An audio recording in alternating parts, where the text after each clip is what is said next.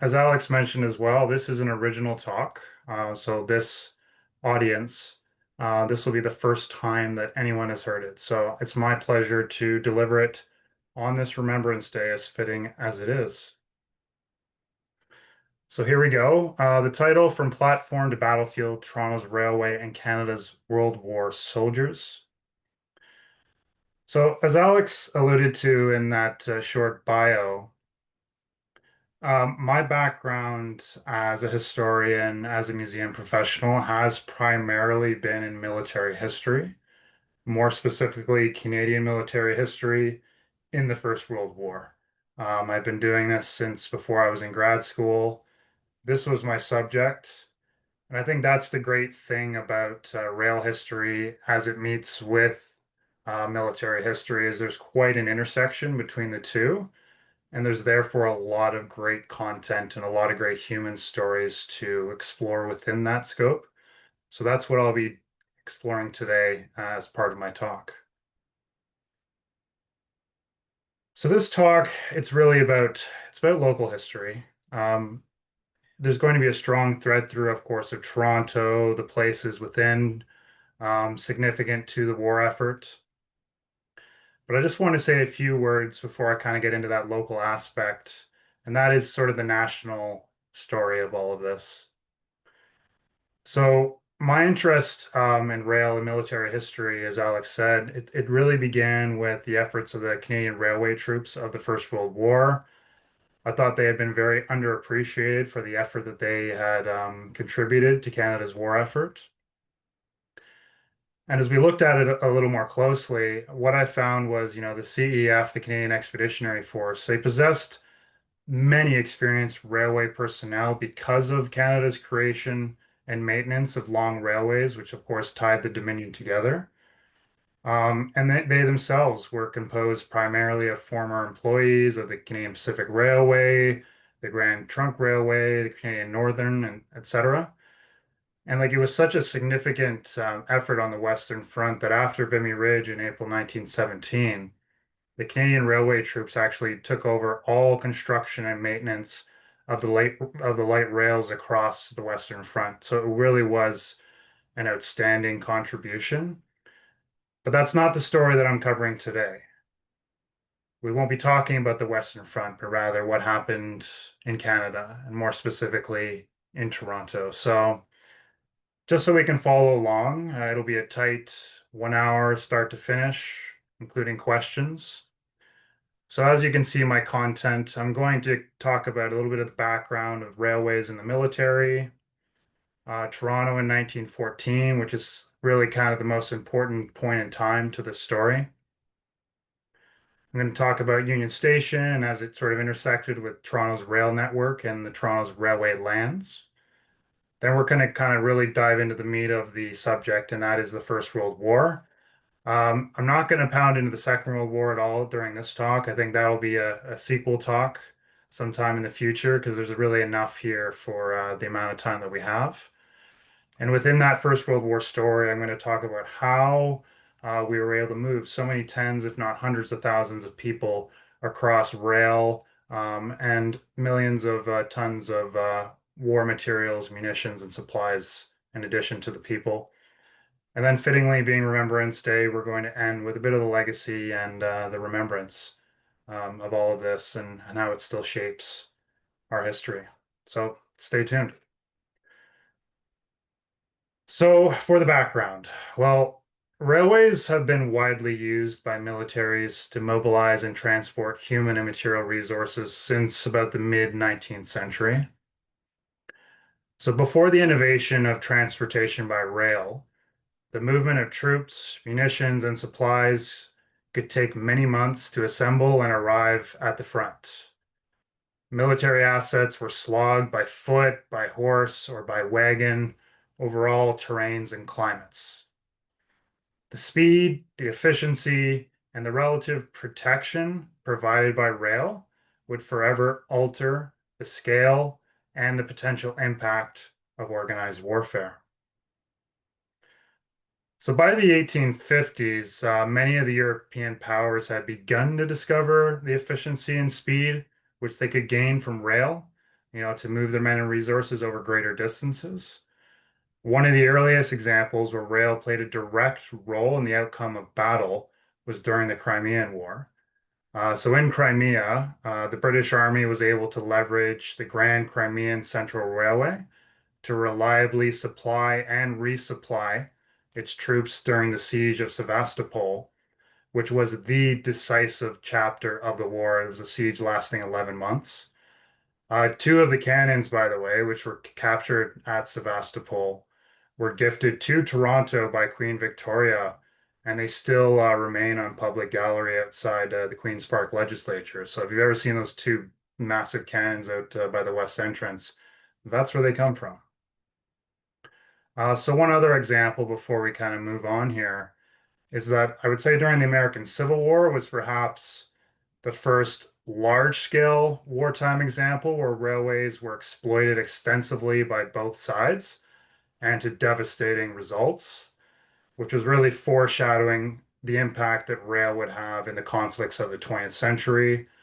Many of you, I'm sure, are familiar with General Sherman's campaign in Atlanta in 1864, where they'd be ripping out the tracks and tying them around tree stumps so they could be unused or never used again, not properly repaired.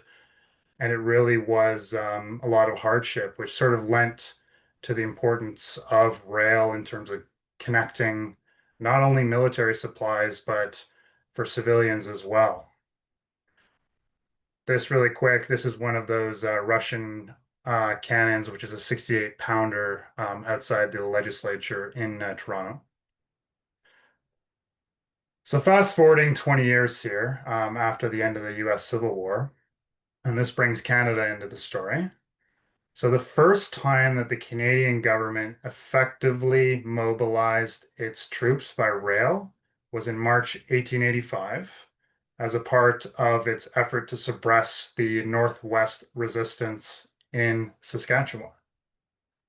So at that time, the head of the Canadian Pacific Railway, or the CPR, William Van Horn, made a direct commitment to Prime Minister John A. Macdonald that he would make all the arrangements involved in the transport of government troops from the eastern provinces across some of the still unfinished parts of the Transcontinental Railroad. Um, the great famous Transcontinental had not yet been finished in 1885, early 85. It had some massive gaps along Lake Superior. So they actually had to use sleighs to carry the men and other equipment, and sometimes the men were walking across parts of the frozen lake to get to the next destination. But regardless of this, it only took about 9 days to move men from Toronto all the way out to the prairies. And previously, in 1870, in a similar rebellion, the Red River Rebellion, as it's still known, it took about 3 months to get soldiers from the eastern provinces across. So this really stands as a strong example of the advantage that rail could play in moving troops quickly and efficiently to a destination. Of course, one of John A.'s great arguments for building the National Railroad to begin with was as a defense measure against possible U.S. incursions or unrest. And it was this successful movement of government troops by rail in such a quick turnaround in the early spring of 1885, which compelled the CPR's completion of those unfinished sections of the railway by November of the same year. So for the stakeholders of the Transcontinental, it was an excellent proof of concept for Macdonald's vision. So really short chapter here before I move on to Toronto as it was in 1914. This is an image, by the way, right at Queen and University. And the monument here that they're standing in front of is the Boer War Monument. So interesting little piece of Canadian history. It was Canada's first overseas war, 1899 to 1902. First time we sent our army overseas to fight. There were about 7,000 Canadians who went to South Africa as a part of this campaign, about 300 of them from Toronto. But why I'm bringing it up is that this time, obviously, unlike the Northwest Resistance in 1885, rail could not obviously take them right to the front. but from across Canada to Quebec, and then from there on ship to South Africa. So this was a much smaller scale example of what was to happen to Canada during the First World War, but this is a tiny scale. We're talking about maybe 300 or so soldiers went to South Africa from Toronto, which is a drop in the bucket compared to the First World War, as we'll see. Quick little trivia for you as well. This monument, which is still there on Queen Street, the artist, the architect for it, Allward, he was actually the same artist who designed the Vimy Monument, which was unveiled in 1936 in France.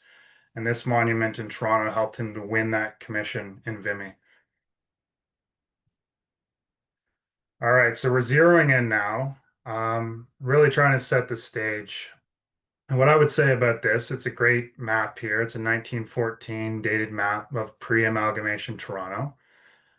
It's really important for this talk, especially to sort of know the local geography, the points of interest, context of the city of Toronto at the time. And let me be clear, this is a national story, as I said from the start, with a thread through of local history. And don't worry, I'm actually going to zoom in on this map in just a couple minutes, but just let me say a few things about it first from a top level view. So the Toronto of 1914 had a population of just under 400,000. This was, of course, 84 years before amalgamation in 1998, but compared to the 3 million people of today, as it is important context for any of the numbers that I'm going to use. That top yellow corner in the map, by the way, is East York. So this is really the pink is in the old city of Toronto. So in 1914, Toronto had quite the manufacturing economy, and the downtown near the waterfront especially was dominated by the city's rail industry. It's estimated that 20% of all workers in the city's private sector were either employed by the rail industry or worked in adjacent industries. This rail network was most concentrated in the area known as the railway lands. You can see here with the arrow, which is located south of Front Street between Yonge and Bathurst. And it was owned and maintained by the Toronto Terminals Railway, or the TTR, which was a joint venture of the CPR and the Grand Trunk Railway. TTR, just to give you a modern comparison, was really comparable to the Go Metrolinx of the time, who themselves acquired the railway corridor and the Union Station train shed from TTR only 25 years ago. So it's kind of been very kind of poetic as it passed along. So talking about the railway lands, I want you to imagine, if you will, a vast area that included Union Station, its train shed, miles of approach tracks, locomotive servicing facilities, massive yards, capable of storing several hundred 85-foot passenger cars, freight yards, industrial sidings, interlocking towers, bridges, warehouses, commissaries, terminals, and many other rail-related buildings. Any passenger or freight cars which were coming to or through downtown would have had to have gone through these lands. So this is right at the center of the railway lands. And this is Union Station, Old Union Station. It's long been a central hub connecting Toronto to the rest of Canada. And during wartime, its strategic location and capacity were vital for mobilizing and harnessing military personnel and resources from English Canada's most populous city. It was indispensable in ensuring timely and organized transportation efforts. This is right during the First World War, that is, this photo in 1916. Um, I like the little detail in the corner there of the old baggage car. We actually have an example at the Toronto Railway Museum, if you'd ever like to see it. So for this talk, any operational reference to Union Station during the First World War is in reference to this building, not the Union Station that many of you know today. This one that you see was built in 1873. The new one would not start to be built until about 1914, and it wouldn't be finished until 1927. So this is the Union Station of the time of the First World War. This is the new Union Station, which is also taken during the First World War, about January 1917. Um, you can see there the red arrow in the back, just to give you a sense of the distance. That's the clock tower of Old Union Station. So they really were sort of side by side. The reason it took so long to build New Union actually had wartime consequences. So there was a big shortage, obviously, of construction materials and workers as a result of the war. And the financial troubles of the Grand Trunk Railway sort of resulted in this forever project, right? That took from 1914 all the way till 1927. I'm also amazed, sort of just by the extent of the dirt roads in such a central place in Toronto. It's almost unimaginable by today's standards to see Front Street, Bay Street, dirty and muddy like this. So really quick, because Union Station gets all the attention when it comes to rail station history in the city, I find. But there's a smaller station that still exists. This is Dawn Station. It was built in 1896. It's pictured here in 1910, so just before the war. It was located at the time just south of the King Street Bridge on the east side. But many of the soldiers actually used this station as well when they were taking the train east to Quebec. This sort of helped to disperse some of the weight which was put on Union Station, which was by then an old building, built in 1873. And this building actually is on the museum premises now in Roundhouse Park. So if you ever want to see this example as it ran right from the 1890s through to the 1960s. It's still very well preserved and in our park for public viewing. So this is the same map zeroed in here. And I really kind of want to get to the center of our story. So I wanted to highlight just a few of the important points of interest. So we talked about the rail lands, the downtown rail industry, and a couple of the stations.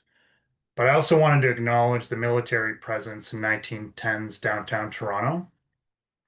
And Toronto, by the way, has a great military history, which is perhaps not so well known in public history. And some of the major military sites of the time, like the Toronto Armories, which was the Army's hub and training center just north of Old City Hall, or New Fort York, have since been demolished. But many of the sites on here I'm going to highlight quickly are still standing as of 2025. So first one on there, you can see red dot, far side of the map, Old Fort York. And the Army didn't abandon, Fort York. It didn't actually become a National Historic Site until the 1930s. It was actually still sort of an administrative site and training center for the Army during the First World War. And then just to the left there, or rather to your west, we have this red dot at Stanley Barracks and the exhibition grounds. And the exhibition was a very central area for training. They housed 10,000 troops in 1916, especially during the winter times. They preferred to do training kind of locally, so much of it was done on the exhibition grounds there. And at the end of the war, it was used as a demobilization center as well. So very active in the military system here in town. And then top there, right center of the map, central to the whole picture is Old City Hall. And that was sort of Toronto's patriotic epicenter. It was a place for recruitment, fundraising rallies, military reviews, parades, and later armistice celebrations and subsequent remembrance services like today. That one there is where the 48th Highlanders were sort of based, right across where Roy Thompson Hall would eventually be in that old church, St. Andrew's Church, which is still there. And then some of the rail assets. So this one here that I'm flashing, that's the original John Street roundhouse, which was also built in the 1890s before they built the one where the museum is stationed in the 1920s. This here, the blue dot, that is Old Union Station. And right beside it, that's New Union Station, just to give you a sense of how close they actually were. And then lastly, this purple one up at the top, that is Dawn Station, which was sort of the last station as you were coming in or out of downtown here. So kind of gives you a picture of some of the points and places that are most relevant to this story. So getting to the war itself. So in August 1914, Britain declared war on Germany, and as a self-governing dominion, so too was Canada at war. Canada did, however, control its level of involvement, but as most of us know, Canada fully committed itself to the conflict, unlike ever before or since. So here we have some of the local headlines from the time. On the right is a great sketch of the long demolished Toronto armories that I mentioned, which was just north of Old City Hall, where many thousands of men assembled, equipped, trained, and paraded with great enthusiasm, like you can see in the drawing. I love as well on this headline on the right, it refers to young Toronto. And in sort of the sub-headline, it actually kind of personifies Toronto. And it says, he's drilling every night at the armories and will soon go forth to defend freedom his fathers won. This was a massive and consuming undertaking for those that lived in the city at the time. And this is a great shot, just to orientate yourself to it. So this is looking north up Yonge Street between Front and Wellington. And I love that you still have kind of streetcars going in both directions. The Yonge streetcar, by the way, for the rail enthusiasts and transit enthusiasts, it was the first streetcar service in Toronto, but they tore it all up in the 1950s with the subway going in and sort of making it redundant. But it's a great snapshot in time. This one was taken in September 1915. So what I will say about Toronto's effort in the First World War is that, as Canada's largest English-speaking capital, it's still closely aligned with, British heritage. And the city's collective response was expectedly tremendous. As many as 65,000 Torontonians served in the war, which represents about 75%. If you can imagine that, three-quarters of all eligible people in the city, and 10% of the entire Canadian Expeditionary Force, which was really the most impressive force ever fielded by the nation. But those who couldn't enlist offered other kinds of support, non-traditional canvassing, recruiting, clerical and factory roles. By the end of 1916, Toronto employed 2,500 of Canada's 4,000 female munitions workers.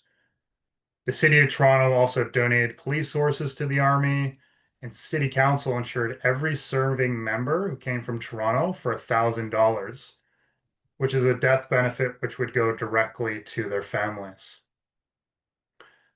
Service groups, often led by prominent members of community, ran fundraising initiatives to pay for medical equipment for wounded soldiers and to care for soldiers' families who had lost the breadwinner or lost them, um, as a casualty of war.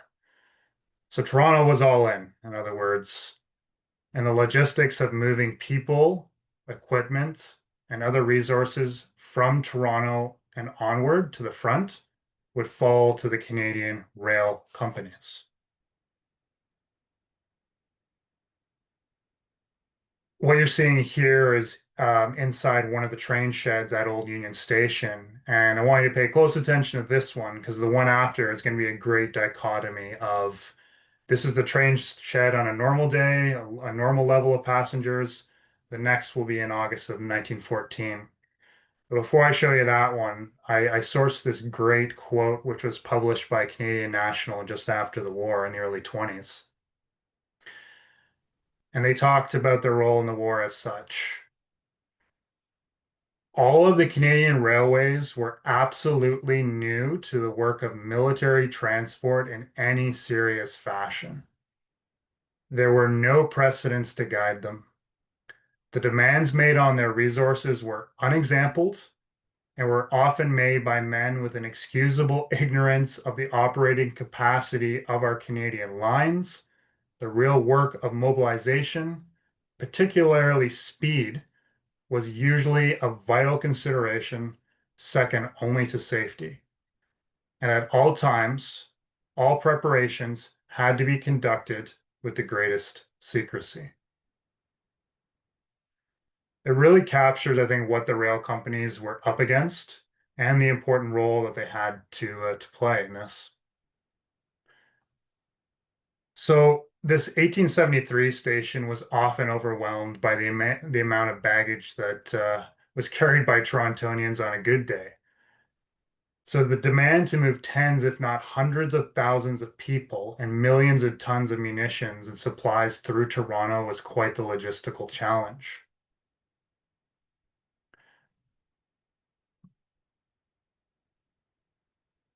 And here it is on August 22nd, 1914, more or less the same exact space. These, by the way, are volunteers from the Royal Grenadiers about to depart from Union Station. And scenes like this one were not uncommon. You can see the platform is packed, even just the section where the photographer is captured. And these aren't just soldiers on the train, but families and friends, onlookers, media, and members of the public came out to see the spectacle. Crowds, quote, had waited for some time to see Toronto's finest on their way to the front and gave full way to its pent-up emotions. That's a great quote from the Star at the time. Men on the trains were met with cheers and songs which filled the train shed amidst the billowing steam and train whistles. It is cinematic and it is iconic, these images. If you were to picture soldiers leaving at wartime, this is more or less what you would imagine. One of the people on the platform at the time was a 10-year-old boy named Charles Soriol, and he was reflecting on this moment in 1984, which was the 70th anniversary of this event. And he said, I can still see the locomotives steaming and ready to go, and the crowds and the men in their kilts. There was a real war hysteria. Charles, by the way, he became a naturalist, and he was actually one of the most important individuals who helped to save Dawn Station and preserve Dawn Station. So, sort of another interesting connection, not only to the history, but the material history and what's survived at the museum. So, uniformed service personnel from Toronto and pre-amalgamated cities from nearby started arriving in Union Station from mid-August 1914 onwards, where they boarded special trains headed either north to Barrie to Camp Borden or more probably east to the Valcartier training camp in Quebec. Once they arrived in Quebec, of course, after their training cycle, they would board ships, which would take them to England for more training. And finally, if they were to go to the front, to France and Belgium. Specials, as they were called in short form, or troop trains, were supplementary to regularly scheduled trains and ran express to their destinations. Soldiers, nurses, and personnel boarded passenger cars of these special trains from CN, well, the precursor of CN, um, the GTR, Canadian Pacific Railway. We actually have a very similar example in the gallery at the museum as well, known as the Nova Scotia. The rail companies devised the special service to prevent major disruptions to regular passenger service coming through Union, because even at the time in the early 1910s, they were seeing about 120 passenger trains daily. So this was not a small operation, especially for a city of only about 400,000.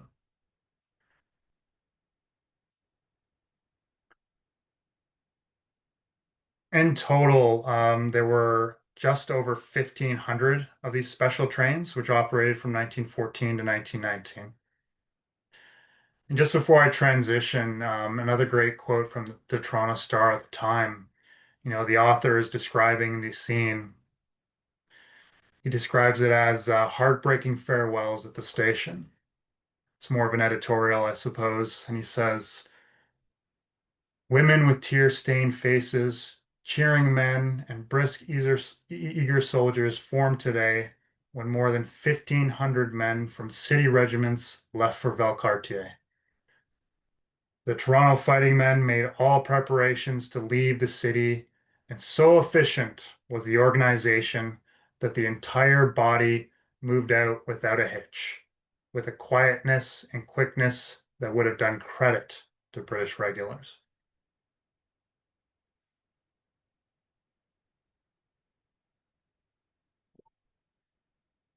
As you can see in the photographs and some of the original descriptions, these wartime crowds at Old Union could be overwhelming.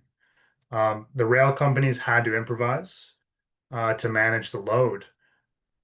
It's almost unfortunate that New Union couldn't be completed to meet this demand, and they were sort of stuck with this older station.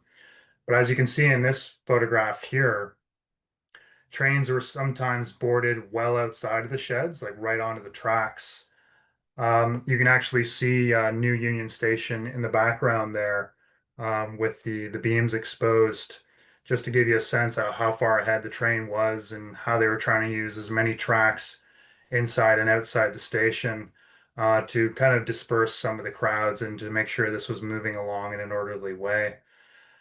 One thing that helped as well, by October 1917, the Canadian Railway War Board rather, was formed to help better coordinate all of Canada's railway activities during the war. It was renamed right after the war, and it actually still stands as the Railway Association of Canada, for those that know it. But it did start during the First World War to manage these activities, like you're seeing in the photograph here.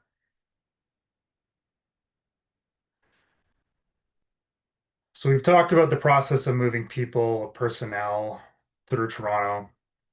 The other part of this, of course, is the supplies, the manufacturing goods, the munitions.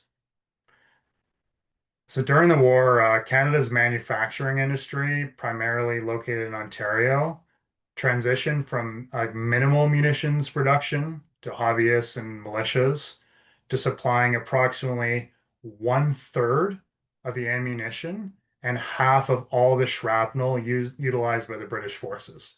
Like that's incredible for a country of only 8 million people to supply that level of material. So the Imperial Munitions Board, which was formed in 1915 to organize and oversee wartime contracts, manufacturing contracts, was led by a Toronto businessman, Joseph Flavel, and three of the munition board's seven national factories, three of the seven, were based in Toronto.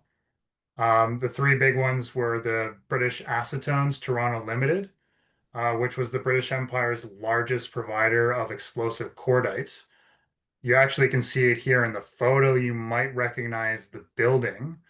It's the Gooderham Distillery in Toronto, which is still standing. It's seen here in 1917. But travelers today taking the GO train, especially the Lakeshore East, will see this building every single day. The tracks still run right beside it.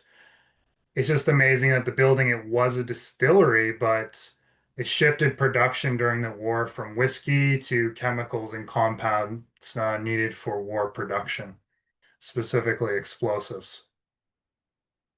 So the other two national factories in Toronto, you had British Forgings Limited, which formed process waste metal from shell production to make new munitions. It actually became one of the world's largest steel plants at the time. And the third was Canadian Aeroplanes Limited, which built nearly 3,000 aircraft at the time, if you consider how new the technology was. It's a tremendous achievement and a Canadian achievement at that to have manufactured these thousands of aircraft to get them over to the Western Front. So most of these wartime goods, most, not all, some were sent by ship directly, but most of them were moved from Toronto by rail. So looking at the total freight which was transported by Canadian rail companies before the war, versus the heaviest years. So in 1913, I just wanted to give you a perspective, not trying to throw too many numbers. So in 1913, Canadian rail companies transported approximately 106 million tons of freight, which was very heavy for a peacetime year, by the way. In 1912, it was only about 89 million tons. In 1917, they had moved up to 122 million tons of freight. And by 1918, 127 million tons of freight, which is a 20% increase from 1913 or a 43% increase from 1912 to 1918. So the volume is incredible in terms of what they're handling. And the assets aren't necessarily catching up, the rail assets, to match this new demand of transporting freight. So just breaking it down for those that are interested, so in terms of the tonnage of overseas freight, so the stuff that we definitely know was manufactured here, transported by rail to the Atlantic, put on ships specifically to go overseas for the war effort. So military and naval equipment and munitions was about 346,000 tons. The foodstuffs, and this is a big one, there was a massive food shortage in Britain and across Europe during the war years. So Canada was pivotal to getting food over to Europe, not only to supply its military forces, but the European civilians as well. It was about 758,000 tons of foodstuff that the Canadian rail companies transported across the Atlantic Ocean. They also moved about 100,000 tons of rail steel as well, mostly for the Canadian Railway troops who were maintaining all the light rails, as I mentioned, on the British front. So we're looking at a total of about 1.4 million tons of overseas freight, which is no small feat. So this back half of the presentation, I'm going to move kind of into more of the human elements of the story. And this photo captures it very well. It's the 170th Mississauga horse as they were departing from Union. And that's the kind of some more of the emotion and the human impact. And for many thousands of Torontonians, images like this, moments like this, would be the final time that they would see or touch their loved ones. There's a great quote from the time, and a lot of these newspapers, they talk about how, yeah, amazing the scenes were. But there was one quote I pulled out from one article in 1914, and it simply says, through the assemblage, in other words, through the chaos and all the crowds, quiet, white-faced women were noticed. And there's a lot in that sentence in terms of how certain individuals were feeling about this. Many were caught up in the fervor. Some understood the possible consequences, but none of them knew of the harsh reality awaiting the men at the sharp end. As a military historian, I've long considered, why moments like this, one that you see here, have become so memorable and so iconic. Because on one hand you have it's a very happy scene. The people are smiling. There's a happy quality to it. But at the same time, there's a tremendous feeling of foreboding with our full understanding of what was to come for Canada after this point. So I am considerate, of the impact of final memories with people that you love and the collective national grief which followed for years after the war's conclusion. I would say that the study of human beings in these grand stories and our effort to tell them in earnest is one of the most impressionable and most important things that we can do as historians and as public institutions like the museum. It's a great photo. So talking about one of these individuals, rounding out one of these some 65,000 Torontonians, we're going to do this through a very recent artifact acquisition by the Toronto Railway Museum. And these are two medals here, two you may have seen in the past. These are a more common type from the war, the British War Medal and the Victory Medal. I mean, they were essentially awarded as a pair to every serving overseas member of the Commonwealth forces. But each of these sets is unique as they are named to a specific individual, which is engraved on the rims of the medals. We didn't do this for the Second World War or any subsequent conflict. It is unique to First World War medals. So this one is named to Sergeant Frederick Jacobs, who lived in Toronto, born in Toronto. He lived at 258 Roxton Road, which is in the neighborhood of Palmerston, Little Italy. He was a carpenter by trade. He enlisted in the Canadian Expeditionary Force in 1916 at 45, which is not old in relative terms, but in the terms of enlisting in the CEF, it is on the older side.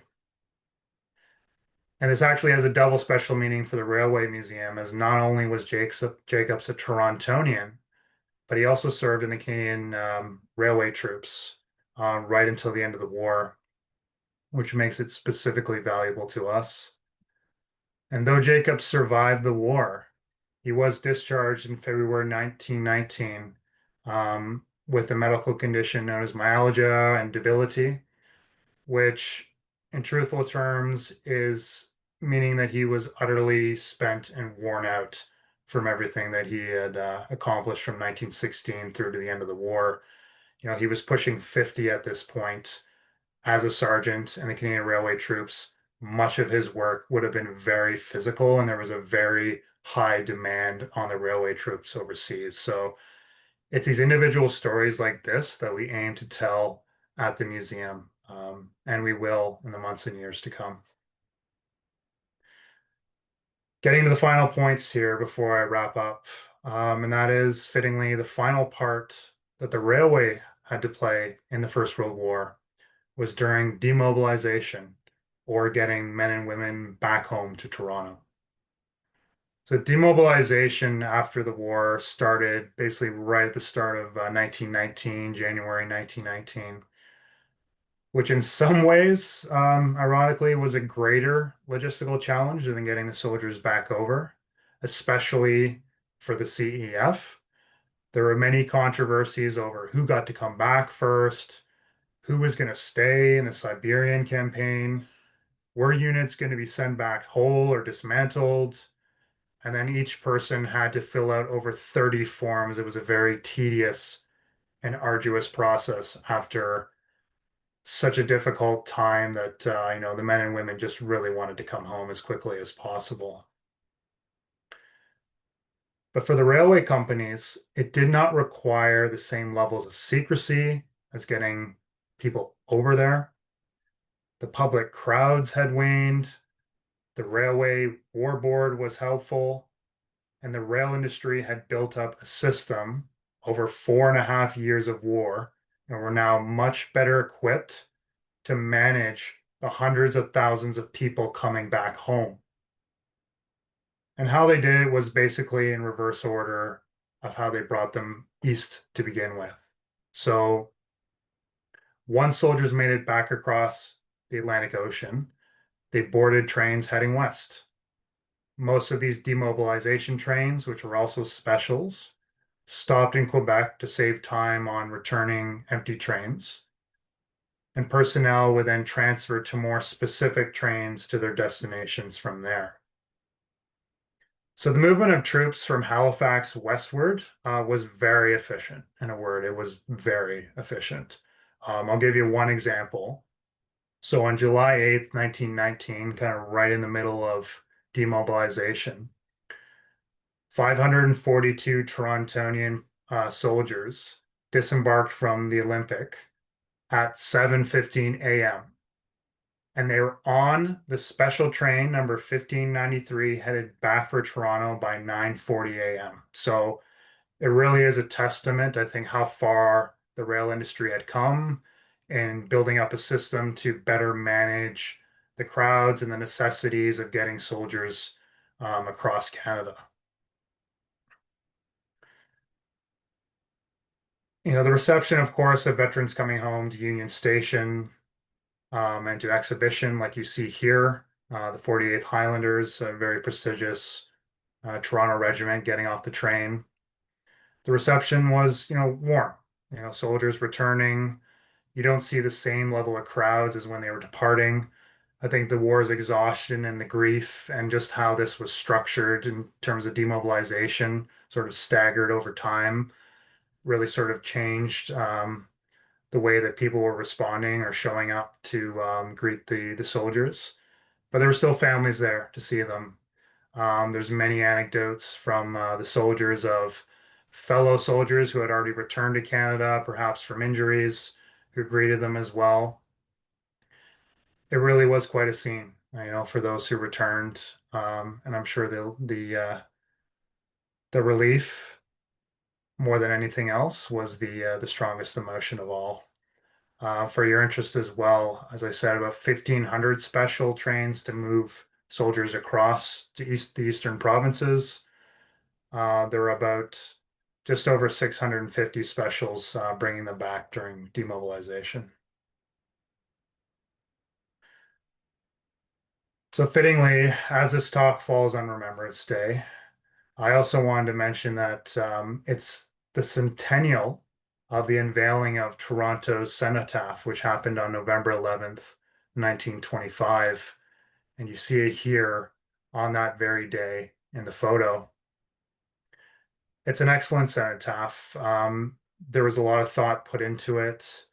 One detail which I always find amazing is that it was largely constructed from granite taken from the Canadian Shield. And the crowd here is really indicative, I think, of the power that was still felt and the grief, but there was still a great crowd today, 100 years later. So there is staying power to this, and I think that speaks to the impact that the First World War had on this city and on this nation. Of the 65,000 or so who served from Toronto, the casualties totaled over 25,000, and 5,000 of those paid the ultimate sacrifice. There was no formation more consequential to bringing the First World War to a victorious close in 1918. The Canadian Corps had spearheaded the decisive Allied offensive of the war, pushing 86 miles, liberating 228 cities, towns, and villages, and defeating approximately 1/4 of the German army in the process. After 50 months of German occupation, Canada fired the final shots of the First World War in Mons, Belgium on November 11th, 1918. This rapid final offensive in 1918 especially necessitated the delivery of fresh men and resources to replace the tremendous losses. Supplying human and material resources to the CEF in a timely and organized manner was essential to the ultimate victory on the Western Front. This robust supply line began in Canada, and it was enabled by Canada's existing rail companies. Canada's rail companies helped to mobilize our First World War effort and run its demobilization to bring hundreds of thousands of men and women back home. This is a great success story in the face of overwhelming adversity. They overcame all logistical challenges and rose to meet the demand of a scale that they had no comparable template for. In Toronto, they leveraged the resources of Toronto's extensive railway lands and aging Union Station to help harness Toronto's resources and send them to where they were needed most. This is not merely a corporate history. This is an important part of Canadian history, lest we forget. And thank you.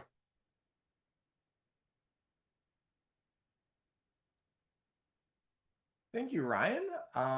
We have time for a few questions here. I'm going to start with a question from John. I think many of us are thinking about this in terms of these rail lines taking troops east. Obviously, the world's a little bit different now. Which ports were they really headed to? Are they going to Montreal, to Halifax, to St. John? Did anyone go through our, future Canadian province of Newfoundland through any of this? What exactly were the routes that people were taking east? Yeah, thank you for the question, John. So they primarily used two ports from getting, men, women, and resources through to the furthest east provinces. Most service personnel and troops ended up in Valcartier, Quebec, and many boarded the ship from there or from Halifax. So Halifax was the busiest port, I would say, after Quebec. Great. Um, so we have a question here about sort of the financial impact of the war on the railways. So can you give us a little bit of a background on did the railways with all these special trains and all this cargo going, were they making a lot of money? Was there government interference in terms of setting prices so that the government doesn't get gouged on these things? Did it lead to, for example, later bankruptcies of some of the smaller railways? Um, Anything you've run across in terms of those numbers? Yeah, interesting question. Of course, the one word that stood out to me in some of the articles from the time and Canadian National's publication after the war was that this whole situation was unexampled. There wasn't a template for it. Some of the rail companies before 1914 were already in financial distress, based on changing trends, how passengers were moving, and this sort of only worsened after the First World War. So I think one of the advantages that happened post-war was that Canadian National um, brought together some of these failing Canadian rail brands under the national umbrella and consolidated them under the CN, which really didn't previously exist. So, if anything, the First World War accelerated things that were already underway in terms of financial difficulties, train changing consumer trends. There were really too many individual railways across Canada at the time, so the consolidation was going to happen in the 1920s regardless, but the war accelerated this.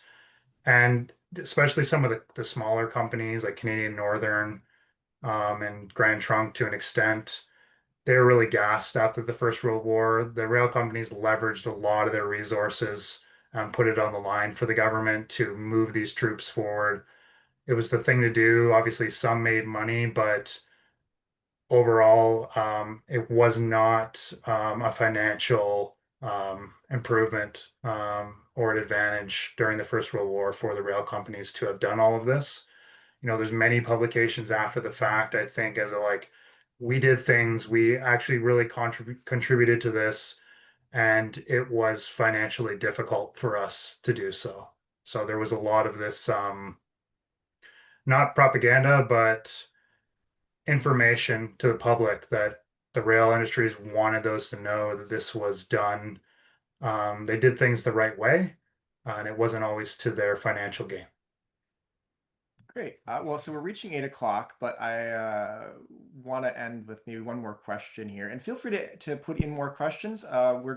Ryan will respond to all of these with the emails that you guys registered with tonight. So feel free to reach out with more questions tonight or later on if you're lying in bed and thinking about something.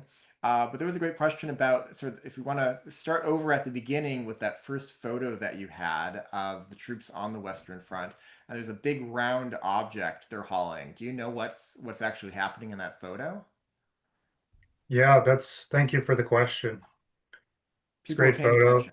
Yeah, absolutely. One of my favorite photos as well, taken in early 1917. Do you want to flip Canadian, back to it actually, I can do that. Absolutely. in case you forgot? Yeah, no, I know the one. It's great. It's the Canadian Railway troops in action. They're actually installing a turntable on the Western Front. Great device, right? So you can quickly move rail cars and hand cars to different tracks more seamlessly. So this is one where they're actually repairing that kind of crossroads of the rails and installing a new little turntable so they can, better cross tracks as they're moving across these various lines. And that's a big part of what they were doing. They weren't just constructing all these rail lines across the Western Front, but they were charged with maintaining them as well. And the labor required, you can see the hand tools on the cart as well. You can imagine how hard the ground is in France and Belgium during the winter, and it takes a considerable physical effort. I mean, they don't have power tools, machines to help them with this work. This is done by hand. And it's a great example to back to Sergeant Jacobs' medals, why he was physically worn out and diagnosed with debility and myalgia after the war, because he was constantly doing things like this. And these are some of the underappreciated service personnel of the First World War. So thank you for highlighting this photograph. Great. Well, thank you, Ryan.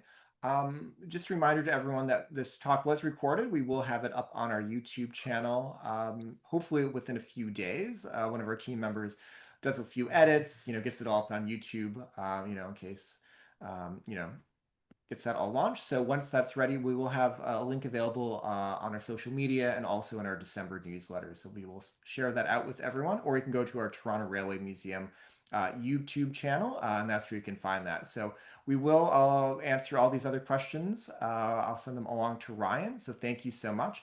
But we're 3 minutes over. I'm trying to keep a tight schedule here, let you move on with your evening. We have a nice evening here in Toronto. So thank you so much. And Ryan, any last comments before we wrap it up for the evening? I just want to thank everyone again for coming, for turning out for a topic like this. It tells me that it's still relevant, it's still important, especially on a day like this. Thank you for supporting us, for supporting the museum.